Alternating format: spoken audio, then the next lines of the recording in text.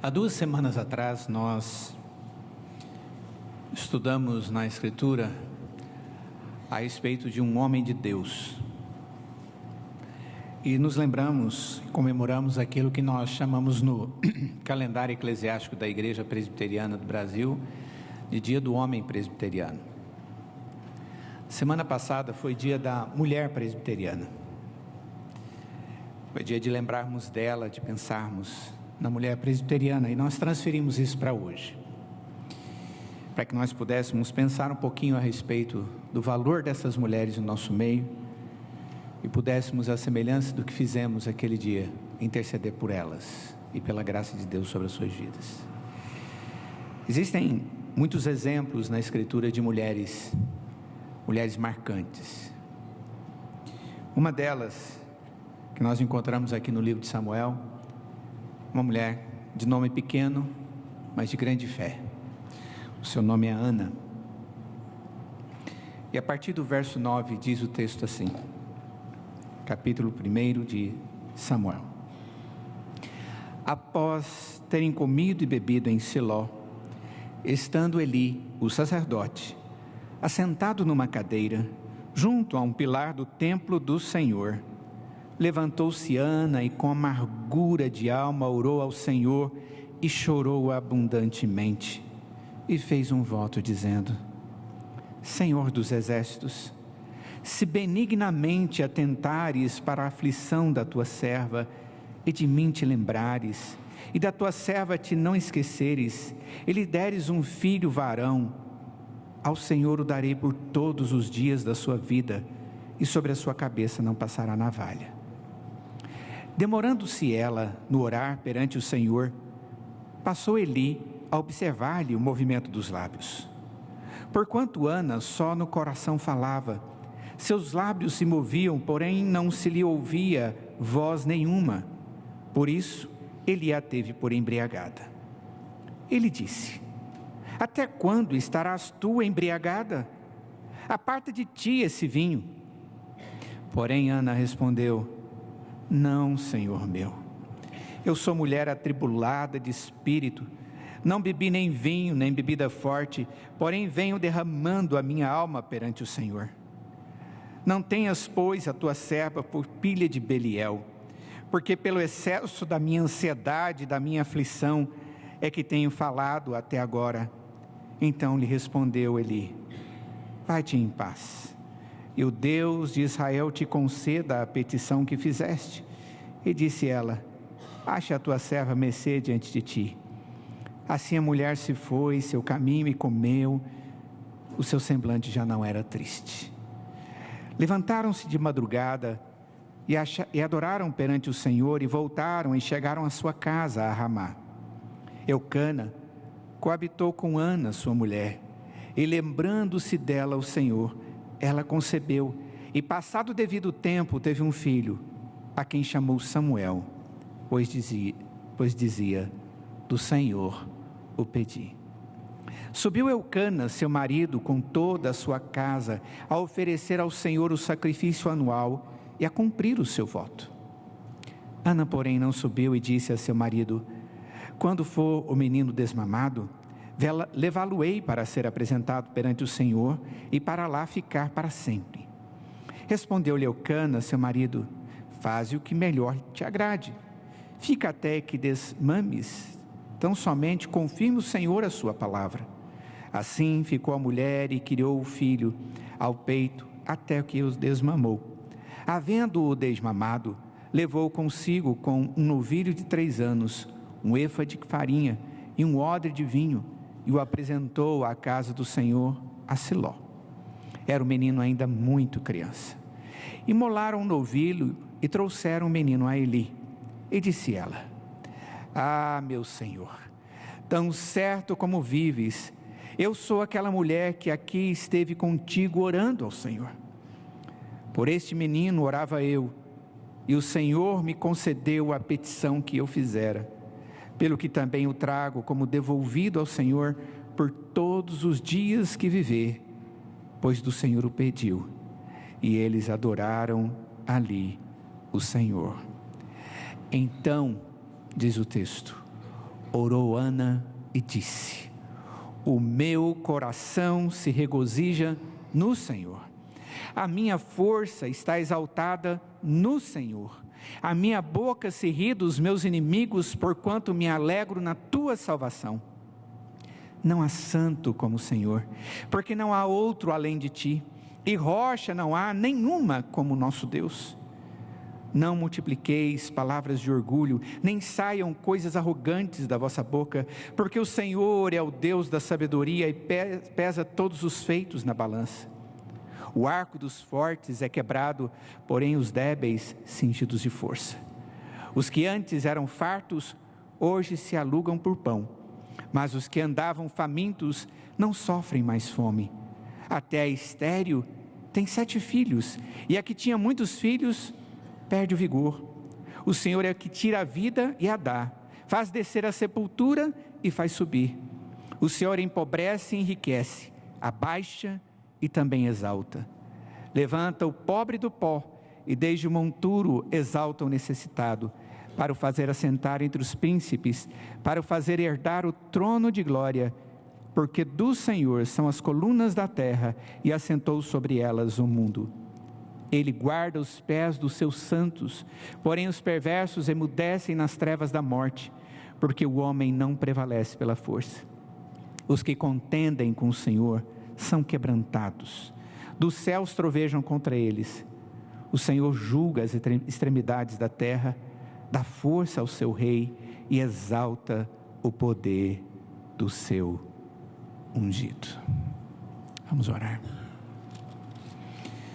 Ó Deus, nós te louvamos por essa porção da tua palavra. Te louvamos, ó Pai, pela vida desta mulher, que colocou na sua presença a sua necessidade, aguardou, baseado na fidelidade que o Senhor já havia revelado a ela. Ó Deus, tantas coisas temos para aprender nesse texto, e pedimos que o Senhor prepare a cada um de nós, e nos enriqueça com a tua palavra, em nome de Jesus. Amém.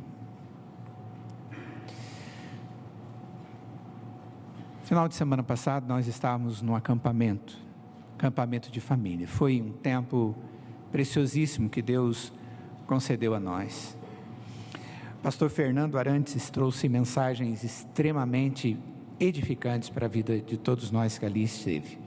Se você não teve oportunidade de ouvir ou de participar, as mensagens estão no site da nossa igreja, você pode acessar e ler e ouvir a sequência de 4 mensagens que ele fez. Ele se baseou na vida de um homem, que nós ouvimos a semana retrasada a respeito dele, Elias. Lembram? O profeta. Aquele homem que nós mostramos aos homens da nossa igreja como um homem de Deus, um servo de Deus, um homem que na bondade do Senhor se tornou um exemplo, um homem que é citado no Antigo e no Novo Testamento, que é tratado de maneira diferente na Escritura, porque ele foi submisso a Deus e experimentou da graça de Deus sobre a sua vida, de maneira muito especial. Mas na mesma época daquele homem maravilhoso, aquele homem abençoado por Deus, ele teve que confrontar um rei. O seu nome? Acabe, cuja mulher se chamava essa mesma, Jezabel. Uma figura de Satanás em pessoa. Uma mulher que tinha como função na sua vida matar profetas do Deus vivo, e que matou bastante. Era uma perseguidora dos líderes do povo de Deus. Uma mulher que fez de tudo para destruir estes homens, mas que jamais destruiu a fé deles.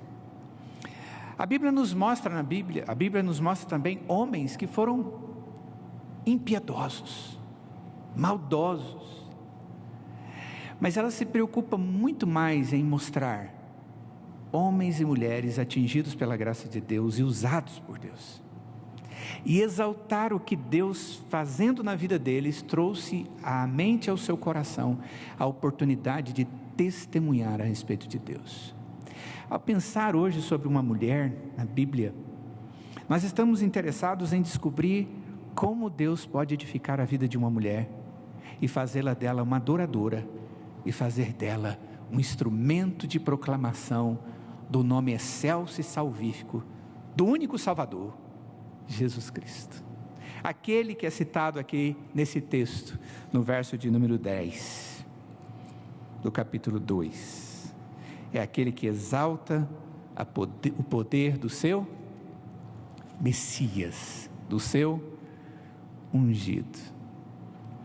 Quando Deus age na vida de alguém, quando Deus opera no coração de alguém, Ele sempre faz isso, para tratar o coração dessa pessoa, transformar a vida dessa pessoa, mas é também para usar a vida dessa pessoa. E as mulheres também são tratadas pelo Senhor, e de uma maneira muito especial. Um exemplo disso é a vida dessa mulher. Ela, como já sabemos, ela era uma mulher, esposa de um homem chamado Eucana, um descendente de Levi, que mora num lugar montanhoso. E esse Eucana, além de Ana, tinha uma outra mulher. Naquela época isso era possível, pela lei era permitido. Essa outra mulher chamava Penina. Ela tinha filhos, mas Ana não. Apesar de ser a preferida, aquela que estava no coração do seu marido, ela não tinha filhos. Ela sofria muito com isso. Porque naquele momento cultural, uma mulher que não tinha filhos, ela era desqualificada. Ela não era conhecida como bem-aventurada, como abençoada. Mas o fato de ser estéril naquela cultura significava ausência de graça, ausência do favor de Deus.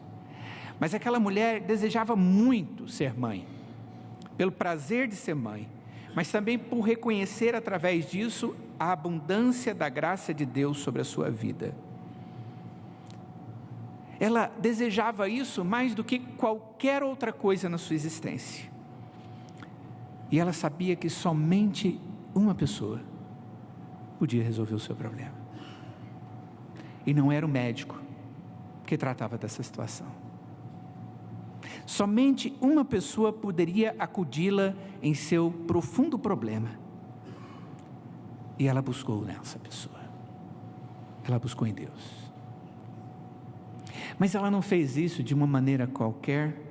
O que nós percebemos na Escritura é que a atitude dessa mulher foi uma atitude de dependência, de fé, envolta em muita esperança.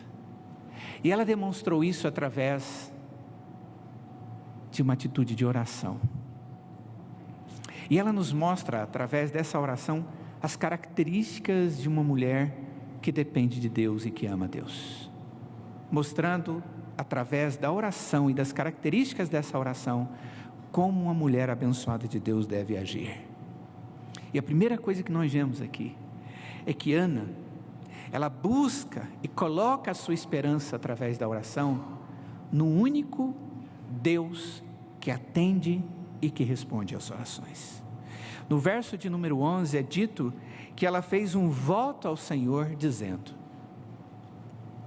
através da oração, ela faz um voto ao Senhor e ela começa dizendo assim: Senhor dos exércitos. Você sabia que esta é a primeira vez na Bíblia que nós encontramos esse título? É a primeira vez que Deus é chamado na Bíblia, aqui no livro de Samuel, de o Senhor dos exércitos. Depois ele vai ser chamado assim em outros textos mais para frente. O Senhor de Sabaote, Senhor dos exércitos, de exércitos humanos, de exército cósmico, o Deus que é o Senhor sobre todas as coisas. Quando ela chega diante de Deus e diz Senhor dos exércitos, ela está se referindo ao Deus que é Senhor sobre tudo aquilo que se move, tudo aquilo que está organizado ao nosso redor, e na verdade é aquele que organiza e dá significado a toda essa organização. Esse Deus de fonte infinita de poder, que não pode ser comparado, é o Deus de Abraão e de Sara, é aquele que pode ser dito a respeito dele: há alguma coisa impossível ao Senhor? Essa mulher, a oração dela era caracterizada pela busca na presença daquele que verdadeiramente pode ouvir a sua oração, aquela que não desvia a sua esperança em outra direção, sabedora que Deus era capaz de abrir o seu ventre, que estava fechado. Ana ora ao Senhor das soluções, aquele que tinha fechado o seu ventre, que era o único que por sua vontade soberana poderia abrir. Ana não estava orando para si mesmo, como faz um fariseu em Lucas capítulo 18, onde o Senhor Jesus traz uma crítica a ele, porque ele ora de si para si mesmo. É como aquele que tenta resolver o seu problema quase que de uma maneira emocional. Essa semana, fazendo uma visita para nossa irmã Rhodes, nós estávamos ali conversando, e foi trazido um exemplo sobre o quanto a oração é importante, e como o mundo tem percebido a oração, que aqueles que creem verdadeiramente em Deus, faz sentido. E o exemplo que foi dado é de um médico e de algumas pesquisas que têm sido mencionadas por aí, de que quando o povo de Deus ora, realmente existe melhora nas pessoas que recebem a oração, elas crendo ou não.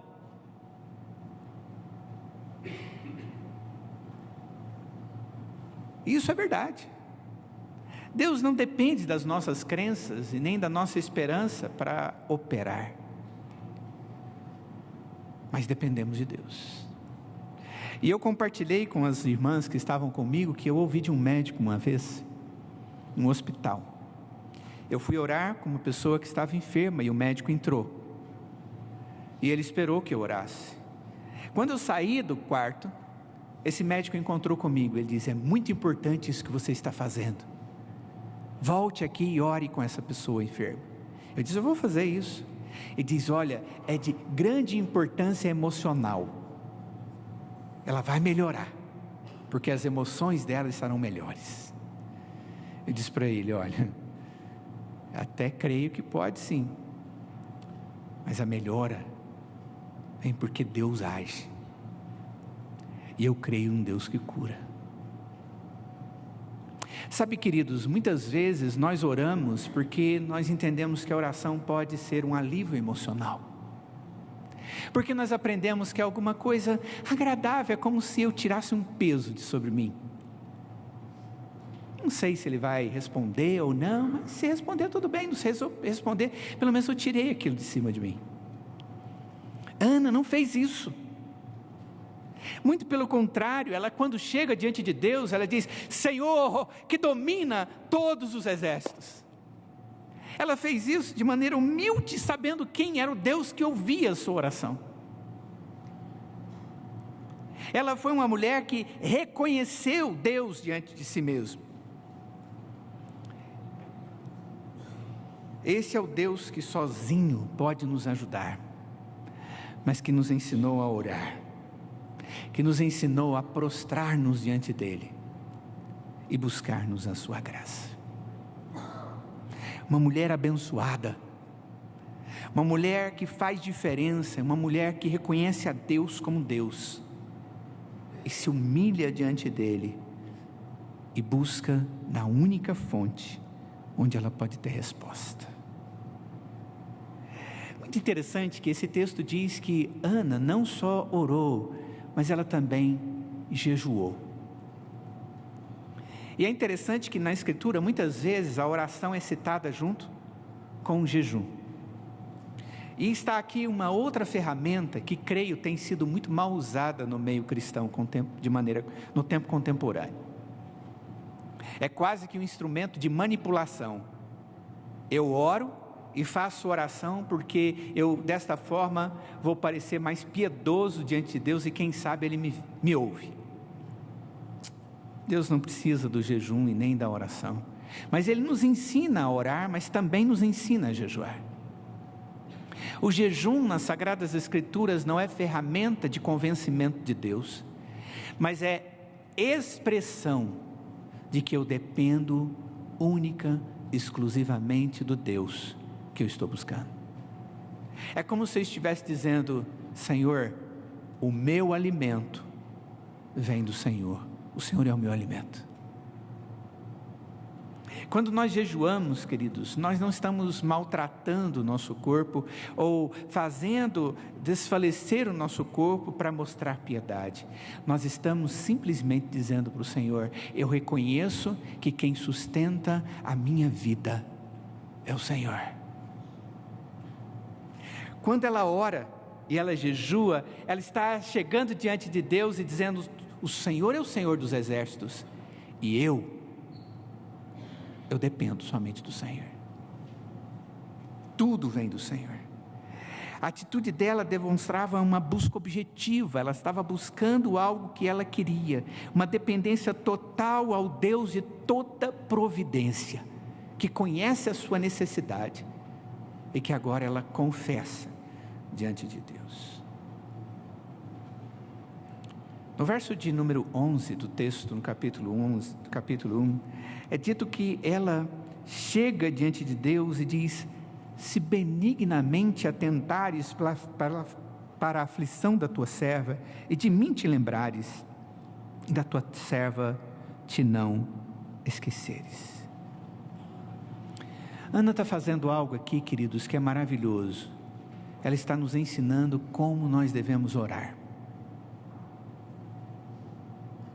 Ela está agindo de maneira sincera diante de Deus, e essa sinceridade dela nós poderíamos chamar de fé. A fé é o coração do cristianismo. Não existe cristianismo sem fé, e a mais tenra demonstração de fé do cristão é a oração. Se com a tua boca confessares Jesus como seu Senhor, e em teu coração creres que Deus o ressuscitou dentre os mortos, serás salvo, porque com o coração se crê para a justiça, e com a boca se confessa a respeito da salvação. Essa é a expressão de fé. Ana estava dizendo: Senhor, eu sou sua serva, que ouve ao Senhor e que faz a sua vontade. Ela cria que Deus sozinho era capaz de ajudá-la. Provavelmente ela se lembrava de Sara, no passado, que era estéril, e Deus abriu a sua madre. Rebeca, que era estéril, e Deus lhe deu filho. E de Raquel, que da mesma forma experimentou do milagre de Deus na sua vida, e teve um filho na esterilidade. E ela diz: Senhor, eu creio. Se o Senhor achar que deve, eu estou pronta, eu estou ansiosa, eu estou desejando, e se o Senhor achar, haja na minha vida. Eu sei que o Senhor pode, e eu busco naquele que pode. Ana sabia que o seu marido Eucana não poderia ajudá-la. Ela sabia que ninguém poderia ajudá-la, que a sua rival não a ajudou, na verdade a perseguia porque tinha filhos e ela não. Ana não poderia ajudar a si mesma, a medicina daquela época não poderia, mas ela creu no Deus que podia. Em 1 Pedro, a palavra de Deus, no capítulo 5, verso de número 7, diz que nós devemos lançar sobre Deus toda a nossa ansiedade. E o texto diz por quê? O texto diz: porque Ele tem cuidado de vós. Apesar de ela crer, diz o texto que essa mulher chorou diante de Deus. Uma mulher que tinha sensibilidade. Isso é outra coisa que talvez seja meio estranho para o tempo contemporâneo, né? Cada vez mais a mulher está querendo se mostrar durona. E a mulher que quer se mostrar durona, ou quer se afastar da sensibilidade que faz parte da boa criação que Deus lhe deu, cada vez mais ela se sente infeliz. Sabe um dos grandes prazeres da mulher? Ser sensível e ser reconhecida pela sua sensibilidade, da sua necessidade de ser acalentada e cuidada e zelada. E Ana foi uma mulher assim, que na sua oração, com as suas lágrimas, demonstrou o seu sentimento. Ana não orou sem sentimento, mas fez uma oração cheia de lágrimas, uma oração que partiu do seu coração. E Deus deseja isso de uma mulher santa, que seja sensível, pois nós precisamos dessa sensibilidade delas. Levantou-se Ana, no verso de número 10, e diz que o que havia no seu coração era amargura de alma, e ela orou e chorou abundantemente. A sua oração não foi um ritual. Senhor, se for da sua vontade me dar um filho, por favor me dá um filho.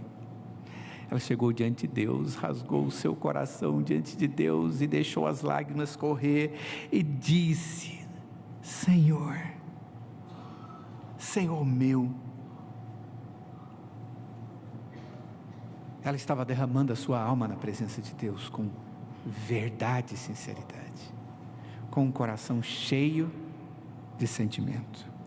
Sabe, amados, nós precisamos de orações assim, oração cheia de fé, cheia de esperança, mas cheia de sentimento, uma oração cheia de perseverança e esperança.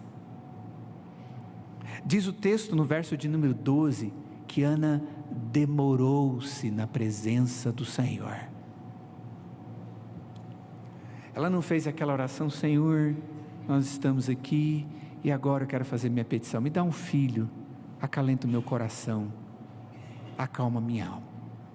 Diz o texto que ela orou, ela pediu, ela deu suas razões, ela chorou de novo, ela se demorou na presença do Senhor, ela gastou tempo, seu coração estava cheio e ela estava derramando-se na presença do Senhor, e isso demorava. Ela não foi correndo para comer e beber na celebração que estava tendo ali, porque ela estava em jejum com muita fome. Pelo contrário, ela não se preocupou com a comida e com o tempo que deveria estar ali. Ela devia orar mais e mais, e ela orou mais e mais. Ela precisava gastar mais tempo com Deus, e ela gastava tempo com Deus. Ela investia a sua vida na presença daquele que resolvia os seus problemas. Era uma mulher sensível, mas também era uma mulher perseverante, que esperava, que sabia que no tempo certo Deus traria respostas.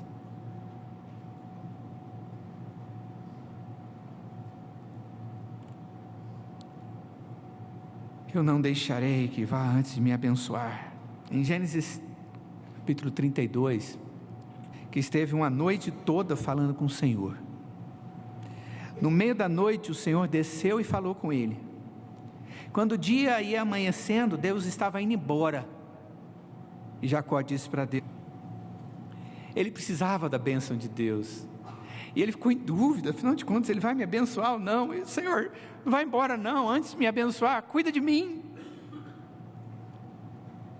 Oséias fala dessa oração de Jacó no capítulo 12, ele diz que ele lutou com um anjo e prevaleceu, chorou e lhe pediu mercê, em Betel achou a Deus, e ali falou: Deus conosco, o Senhor dos exércitos, o Senhor é o seu nome.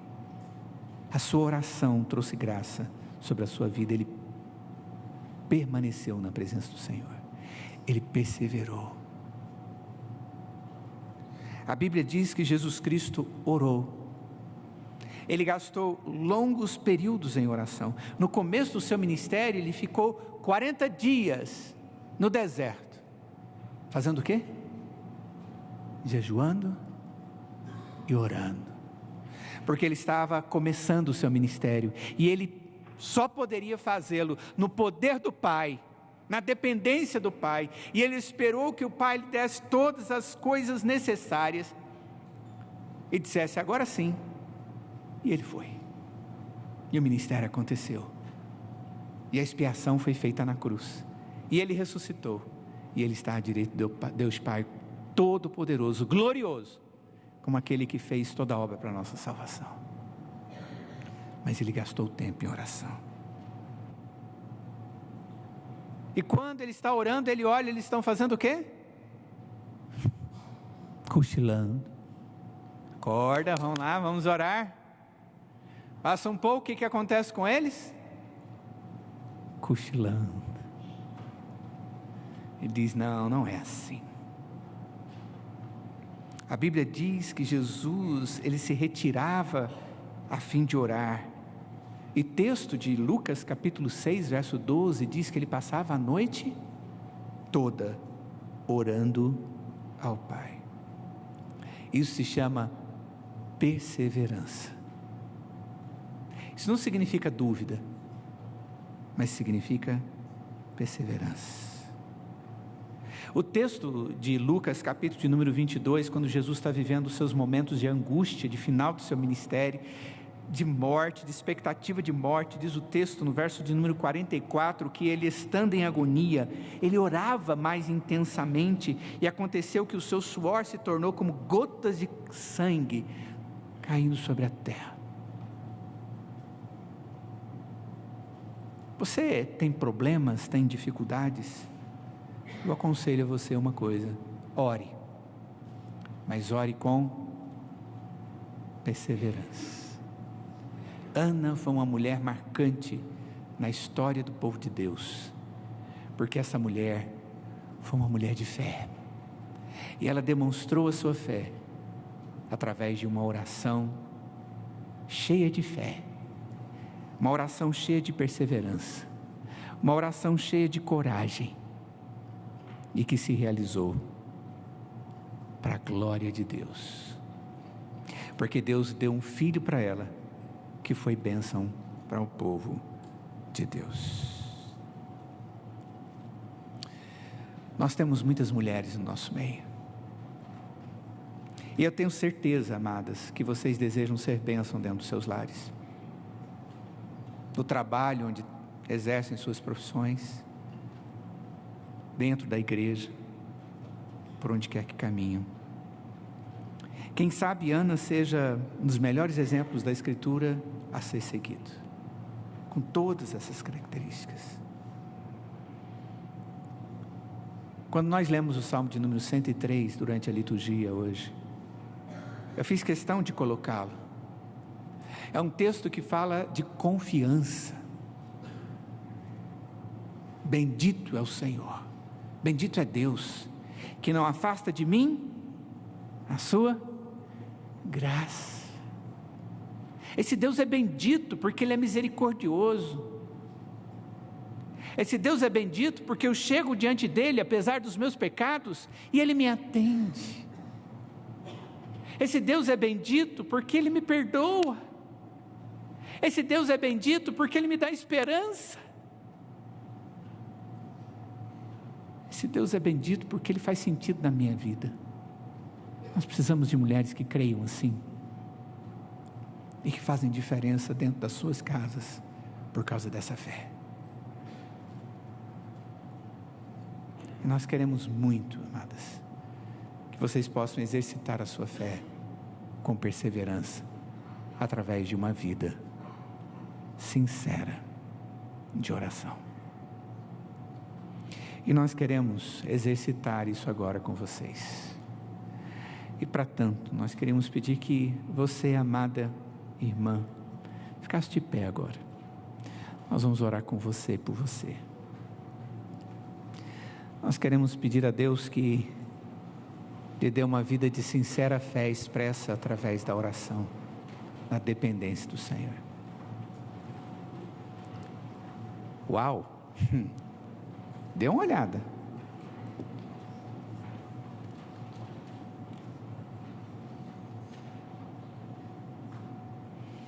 Louvado seja Deus pela vida de vocês. Vamos orar.